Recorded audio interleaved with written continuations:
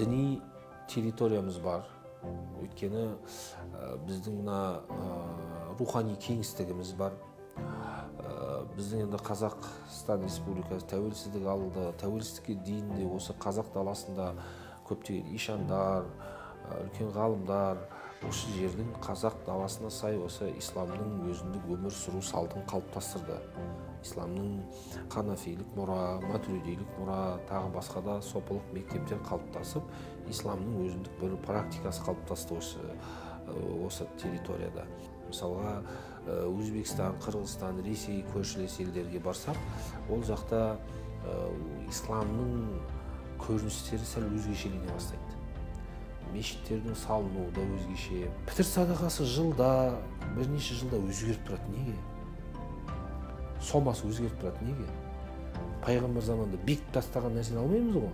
Неге өзгереді? Қоғамға қарай, өмір сүру салтына қарай өзгеріп жатыр. Сол заманның, әр заманның қажеттілігіне қарай ол өзгеріп тұрады. Исламның өміршеңдігінің бір кішкентай көрінісі мысалы. Ислам әуретіңді жап дейді, болды. Ары қарай детально қызыл, қара, ақ, көк, ұзын, қысқа оған араласпайды.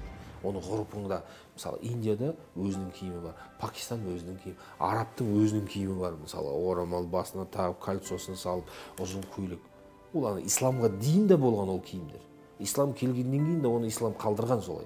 Өйткені ғұрыпта қалыптасып қалғанда ол, мысалы. Сол үшін киім кию, тамақ ішу, жүріс, тұрыс, тағы басқа қоғамдық қатынастарда ислам негізін ғана айтады. Мысалы, әділ бол дейді, бірақ әділдікті жүзеге асыру механизмін ғұрып рет дейді. Мысалы, тазалық дейді, ол енді біз пайғамбар заманындағы тазалық құралдарын алмаймыз ғой. Тазалық құралы енді 21-ші ғасыр өзгере береді. Бірақ основа не тазалық болды. Қазақстан ортақ үйіміз. Барлық ұлттарға, барлық конфессияларға Қазақстан мұсылман діни басқармасы қарашаңдақ осының аясында, осының заңды ережелеріне біз бағынуымыз қажет.